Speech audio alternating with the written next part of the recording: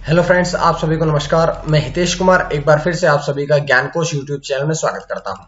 आज है 9 अप्रैल और आज से मैं आपको और नए तरीके से करंट अफेयर्स पढ़ाना शुरू कर रहा हूं। देखिएगा, आज की वीडियो का अगर आपको पीडीएफ चाहिए तो आप पीडीएफ को ज्ञानकोश यूट्यूब चैनल से डाउनलोड कर सकते हैं, या फिर ज्ञानकोश नाम से ही फेसबुक पेज है, ज्ञानकोश नाम से ही टेलीग्राम और व्हाट्सएप ग्रुप है, जिनका लिंक डिस्क्रिप्शन में दिया हुआ है। आप लोग वहां से आसानी से इसके पीडीएफ को डाउनलोड कर सकते हैं।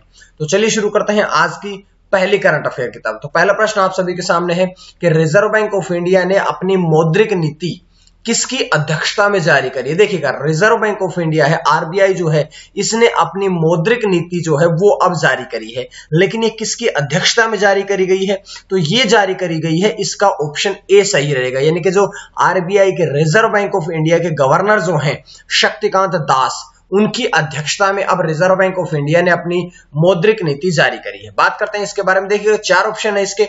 सबसे पहले लिखा है शक्तिकांत दास, जो कि आरबीआई के गवर्नर है। दूसरे ऑप्शन पे लिखा है दिनेश कुमार खारा। दिनेश कुमार खारा जो है वे एसबीआई के मैनेजिंग डायरेक्टर है। तीसरे ऑप्शन पे एलवी प्रभाकर, जो कि केनरा बैंक के सीईओ हैं। और चौथे नंबर पे है पद्मजा चुंद्रू, वो जो है वे इंडियन बैंक की सीईओ है, यानी कि मुख्य कार्यकारी अधिकारी है। तो इस प्रकार से चारों ऑप्शन की जानकारियां जो थी वो भी हमने पढ़ ली है। लेकिन अब हम बात करते हैं इस प्रश्न की कोई और जानकारियां, जैसे कि गवर्नर शक्तिकांत दास की अध्यक्षता में ये मौद्रिक नीति जारी करी गई है। अब इसके अंतर्गत क्या हुआ कि जो फैसले लिए गए हैं उसमें मुख्य फैसले मैं आपको सुनाता हूं। देखिएगा, पॉलिसी रेपो रेट जो है वो कितनी जारी करी गई है? 4%, यानी कि कोई बदलाव नहीं किया गया है। रिवर्स रेपो रेट जो है वो 3.35% रही है। सीमांत स्थायी सुविधा दर जो है वो 4.25% और बैंक दर जो है वो भी 4.25% रही है। इसके साथ साथ एसएलआर अर्थात एसएलआर जो है वो 18% है और उसके पश्चात सीआरआर अर्थात कैश रिजर्व रेशियो जो है वो भी 3% रखा गया है। तो ये जानकारियां थी जो कि इस प्रश्न से पूरी तरह से मैंने आपको जानकारियां दी है। उसके बाद बढ़ते हैं दूसरे प्रश्न की तरफ। दूसरा प्रश्न आपके स्क्रीन पे आता है। दूसरे प्रश्न से पहले मैं आपको बताऊं कि अब हमने ज्ञानकोश ऐप जो है वो बनवा ली है और अब आप डिस्क्रिप्शन में जाके प्लेलिस्ट में जाकर के इस ऐप को डाउनलोड कर लीजिएगा, ताकि आपको और भी नोट्स मिलते रहें। साथ साथ में देखिएगा, अगला प्रश्न है कि भारत के 48वें मुख्य न्यायाधीश किसे नियुक्त किया गया है? भारत का 48वां मुख्य न्यायाधीश जो है वो किसे नियुक्त किया गया है? अभी बनाया गया है, लेकिन 24 अप्रैल को वे अपना स्थान प्राप्त करेंगे। तो ये जो 48वें न्यायाधीश है ये किसे बनाया गया है? तो देखिएगा, 4 ऑप्शन आप लोगों के पास है। यहां से देखिएगा जस्टिस एनवी रमन, यानी कि ऑप्शन बी जो है वो आपका सही रहेगा। लेकिन बाकी के 3 ऑप्शन की जानकारी अभी हम पढ़ते हैं। जैसे कि सबसे पहले ऑप्शन पे लिखा है एस ए बोबड़े जो हैं वे तो वर्तमान में शरद अरविंद बोबड़े वे तो वर्तमान में भारत के 47वें मुख्य न्यायाधीश है। और बात करते हैं रंजन गोगोई, जो कि 46वें मुख्य न्यायाधीश थे और 48वें बने हैं जस्टिस एनवी रमन, जो कि 48वें मुख्य न्यायाधीश है। और अगर मुख्य न्यायाधीश की बात हो रही है तो भारत के पहले मुख्य न्यायाधीश कौन थे? तो वे थे एच जे कानिया जो थे वे भारत देश के पहले मुख्य न्यायाधीश थे, जो कि 26 जनवरी 1950 से लेकर के 1951 तक उन्होंने यह पद प्राप्त किया था। 1950 से 1951 तक इस पद पर रहे थे। तो यह जानकारी हमने पढ़ी है ऑप्शन से। अब बात करते हैं इस प्रश्न की जानकारी, जैसे कि जस्टिस एनवी रमन, यानी कि नूतल पाटी वेंकट रमन उनका पूरा नाम है।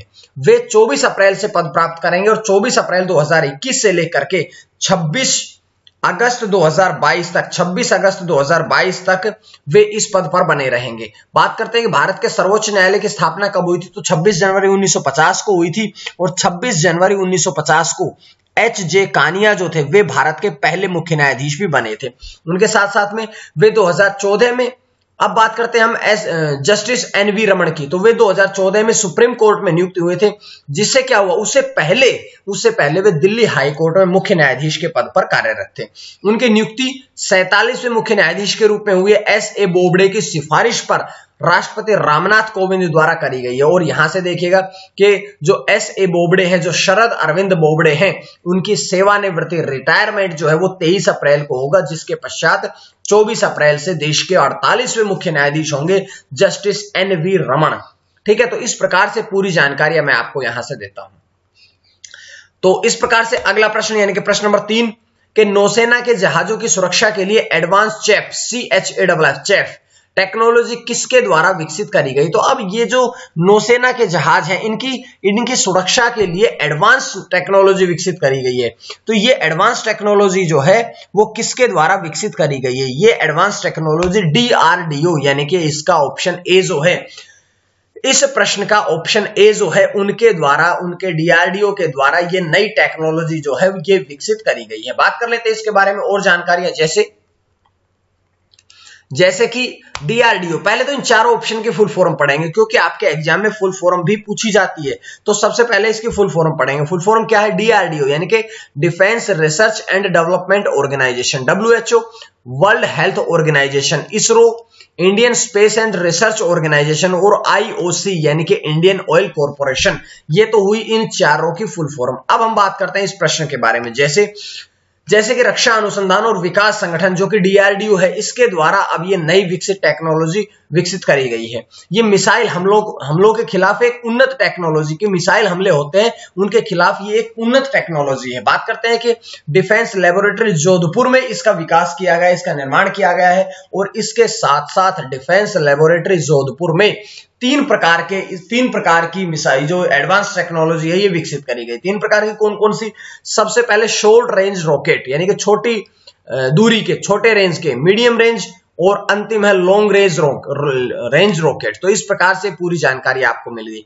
अब ये DRDO ने करी है विकसित, तो DRDO के बारे में बात करते हैं। DRDO की फुल फॉर्म हमने पहले पढ़ ली है, defence research and development organisation. बात करते हैं इसके अध्यक्ष कौन है, तो इसके अध्यक्ष है डॉक्टर G सतीश रेड्डी।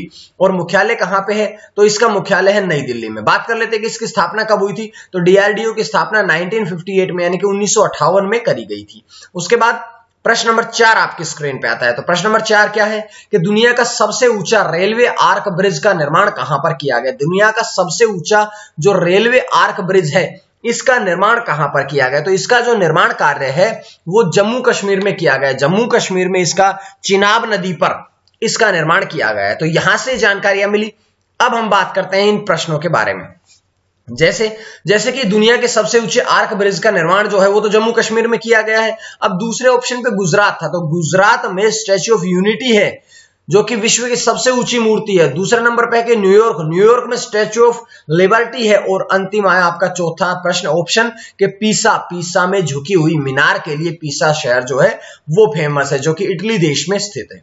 तो इस प्रकार से ये जानकारियां मिली। अब हम बढ़ेंगे इस प्रश्न के बारे में कि दुनिया का सबसे ऊंचा रेलवे आर्क ब्रिज निर्माण किया गया है, ये जम्मू कश्मीर के चिनाब नदी पर है। इसकी ऊंचाई की अगर बात करी जाए तो इसकी ऊंचाई है 359 मीटर, 359 मीटर इसकी ऊंचाई है। इसकी लंबाई कितनी है, तो 1315 मीटर इसकी लंबाई है। और इसका उद्देश्य सिर्फ ये है कि जो जम्मू कश्मीर घाटी है, जम्मू कश्मीर घाटी तक संचार को बढ़ाना, जम्मू कश्मीर घाटी तक कनेक्टिविटी को बढ़ाना ही इसका मुख्य उद्देश्य है।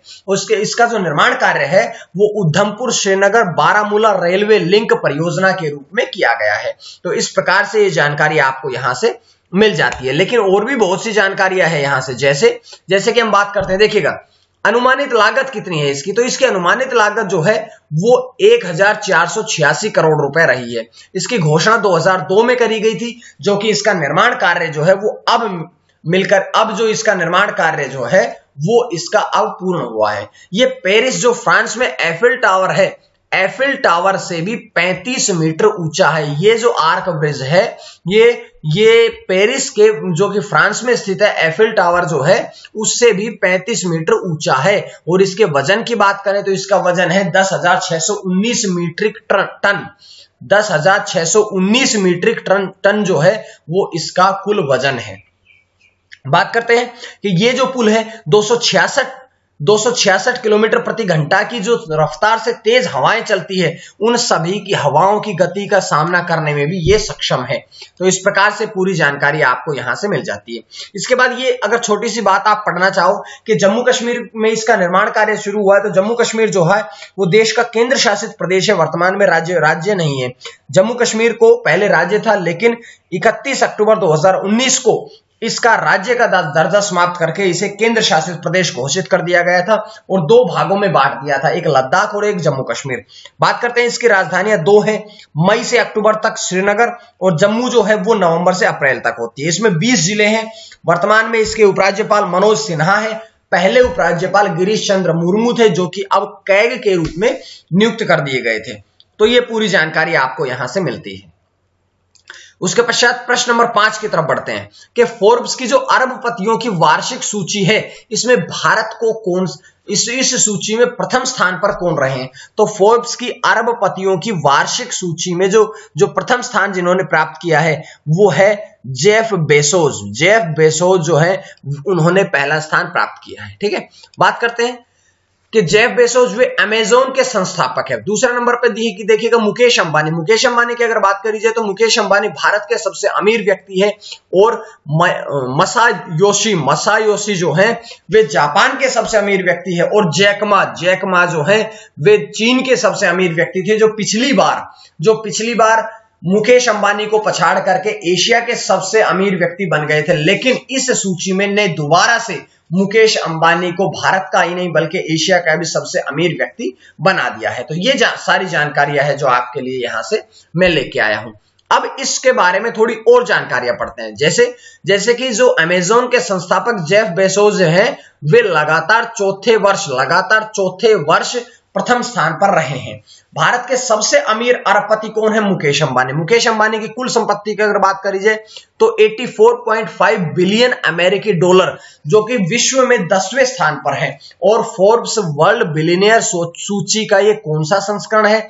तो ये इस सूची का 35वां संस्करण है और इस सूची के अनुसार 2755 कुल अरबपतियों की संख्या है 2755। अब ये फोर्ब्स ने जारी करी है। तो फोर्ब्स के बारे में बात करते हैं कि फोर्ब्स की स्थापना कब हुई थी? तो 15 सितंबर 1917 में फोर्ब्स की स्थापना हुई थी न्यूयॉर्क शहर में, और इसके बारे में ये जानकारियां मैं आपको दे चुका हूं। अब बात करते हैं अगली जानकारियां। अगले प्रश्न की तरफ बढ़ने से पहले आज का प्रश्न क्या है? आज के प्रश्न से पहले देखिएगा हमारी करंट अफेयर की बुक आ चुकी है। अगर आपको इस बुक में पूरी तरह से जानकारी आपको मिलेगी, जिसमें कि जैसा कि मैं बताता हूं, जिसमें सारे पुरस्कार, खेल, आगामी खेल, सैन्य अभ्यास, सम्मेलन, सूचकांक, प्रमुख दिवस, सप्ताह, महोत्सव, ब्रांड एम्बेसडर, योजनाएं, पुस्तकें, लेखक, नव नियुक्तियां, पूरा आपको मटेरियल इसमें मिल जाएगा। ऑनलाइन ऑफलाइन के लिए आप डिस्क्रिप्शन बॉक्स में जाकर के वहां कमेंट कर दीजिएगा। कमेंट बॉक्स में आपको इसका लिंक दे दिया जाएगा। अब आज का प्रश्न है कि भारतीय रेलवे ने वित्त वर्ष 2020-21 में कितने स्क्रैप की बिक्री करी है? तो 4 ऑप्शन आप लोगों के पास है। आप अपना जवाब ABCD करके या नाम लिख करके आपने कमेंट बॉक्स में देना है। उसके बाद कल का प्रश्न, कल मैंने आपसे प्रश्न पूछा था कि भारत और किस देश के बीच में समुद्री सुरक्षा वार्ता का आयोजन किया गया है? तो ये भारत और वियतनाम के बीच में इस समुद्री सुरक्षा वार्ता का आयोजन किया गया है। बात करते हैं अगले प्रश्न की। प्रश्न नंबर 6 आपकी स्क्रीन पे है कि भारत के सभी यात्रियों के आगमन पर अस्थायी रूप से प्रतिबंध किस देश ने लगाया है? तो अब ऐसा कौन सा देश है जिसने कि भारत के सभी यात्रियों पर कोरोना वायरस को ध्यान में रखते हुए भारत के सभी यात्रियों के आगमन पर अस्थायी रूप से प्रतिबंध लगा दिया गया है? तो ऐसा देश बना है न्यूजीलैंड, यानी कि इसका ऑप्शन ए सही रहेगा। इसके बारे में बात करते हैं, थोड़ी जानकारियां कि इसकी घोषणा न्यूजीलैंड की प्रधानमंत्री जेसिंडा अर्डन ने करी है। जेसिंडा अर्डन ने इसकी घोषणा करी है और क्यों करी है? क्योंकि देश में बढ़ते कोरोना वायरस के प्रकोप को देखते हुए। उसके बाद ये जो प्रतिबंध है ये 11 अप्रैल 2021 को शाम 4 बजे लागू होगा और 28 अप्रैल 2021 तक ये लागू रहेगा। तो ये जानकारियां यहां से मिली। अब अगर न्यूजीलैंड के बारे में, क्योंकि न्यूजीलैंड ने घोषणा करी है, तो न्यूजीलैंड की राजधानी कौन सी है? वेलिंगटन। न्यूजीलैंड की राजधानी जो है वो है वेलिंगटन। बात कर लेते हैं कि न्यूजीलैंड का सबसे बड़ा नगर कौन सा है? तो ऑकलैंड। और हमने पढ़ लिया प्रधानमंत्री जेसिंडा अर्डन है। ठीक है, तो इस प्रकार से ये जानकारी मैं आपको यहां से देता हूं। उसके पश्चात अगला प्रश्न आपकी स्क्रीन पर। अगला प्रश्न क्या है कि संयुक्त राष्ट्र विकास कार्यक्रम यूएनडीपी की एसोसिएट एडमिनिस्ट्रेटर कौन बनी है? यूएनडीपी यानी कि संयुक्त राष्ट्र विकास कार्यक्रम की एसोसिएट एडमिनिस्ट्रेटर कौन बनी है? तो चार ऑप्शन आप लोगों के पास है, चार ऑप्शन में आपने देखना है कि कौन बनी है। अब बनी है उषा राव मोनारी। उषा राव मोनारी यानी कि ऑप्शन डी जो है वो इस प्रश्न का एकदम सही आंसर होगा। बात कर लेते हैं और भी जानकारियां, जैसे कि उनकी नियुक्ति जो है वो संयुक्त राष्ट्र महासचिव एंटोनियो गुटेरस द्वारा करी गई है। और उन्होंने किनका स्थान लिया है? तो उन्होंने मौरद वहबा का स्थान लिया है, जो कि मौरद वहबा जो थे वे मई 2019 से इस पद पर बने हुए थे। ठीक है, तो ये जानकारियां मैं आपको देता हूं। उसके पश्चात प्रश्न नंबर 8 कि विप्रो की प्रबंध निदेशक कौन बनी है? विप्रो जो कंपनी है इसकी प्रबंध निदेशक कौन बनी है? तो इसकी प्रबंध निदेशक बनी है एडम गेज। एडम गेज को अब विप्रो कंपनी का प्रबंध निदेशक यानी कि मैनेजिंग डायरेक्टर बनाया गया है। बात कर लेते इसके बारे में थोड़ी और जानकारी, जैसे कि अब जो एडम गेज है वे ऑस्ट्रेलिया और न्यूजीलैंड का संचालन संभालेगी। ऑस्ट्रेलिया और न्यूजीलैंड दोनों देशों का संचालन जो है वो अब एडम गेज संभालेंगी। और देखिएगा विप्रो कंपनी के बारे में हम बात करते हैं। विप्रो कंपनी की स्थापना कब हुई थी? 1945 में। इसके संस्थापक कौन है? अजीम प्रेमजी। मुख्यालय कहां पे है इसका? बेंगलुरु कर्नाटका में। और इसके गैर कार्यकारी निदेशक और संस्थापक चेयरमैन जो है वे भी अजीम प्रेमजी ही हैं। तो ये जानकारी मैं आपको यहां से देता हूं। उसके पश्चात प्रश्न नंबर 9 कि अंतरराष्ट्रीय मुद्रा कोष IMF ने भारत की जीडीपी का सकल घरेलू उत्पाद का कितना अनुमान लगाया है? तो देखिएगा ये प्रश्न का आंसर क्या होगा? इस प्रश्न का जो आंसर है वो होगा 12.5%, यानी कि 12.5% वृद्धि का अनुमान लगाया है इस वर्ष 2021-22 के लिए। और 2022-23 के लिए जो अनुमान है वो 6.9% है। तो ये जानकारी आपको यहां से मिली। अब थोड़ी और जानकारियां, जैसे कि वित्त वर्ष 2021-22 के लिए कितना अनुमान है? 12.5%। 2022-23 के लिए वृद्धि दर कितना है? 6.9। और ध्यान रखिएगा एक बड़ी जरूरी बात कि विश्व की प्रमुख अर्थव्यवस्थाओं में से एकमात्र भारत ही ऐसा देश है जिसने वित्त वर्ष 2021-22 के लिए 2 अंकों में जीडीपी का वृद्धि दर का अनुमान लगाया है। देखिएगा जरूरी बात थी क्योंकि कोरोना वायरस होने के पश्चात भी 2 अंकों में जो वृद्धि दर हुआ है वो भारत का हुआ है। अब बात कर लेते हैं कि ये IMF यानी कि इंटरनेशनल मॉनेटरी फंड, इसके बारे में अगर हम बात करें तो इसकी स्थापना कब हुई थी? जुलाई 1944 में। इसके प्रबंध निदेशक मैनेजिंग डायरेक्टर कौन है? क्रिस्टीन लेगार्ड, जो कि जर्मनी से हैं। तो इसके बारे में ये जानकारी मैं आपको देता हूं। इसके पश्चात अगले प्रश्न की अंतिम प्रश्न की तरफ चलते हैं कि अनामय नामक आदिवासी स्वास्थ्य सहयोग का शुभारंभ किसके द्वारा किया गया है? तो इसका जो शुभारंभ है ये किसके द्वारा किया गया है? ये किया गया है डॉक्टर हर्षवर्धन सिंह और अर्जुन मुंडा दोनों के द्वारा इसका उद्घाटन किया गया है।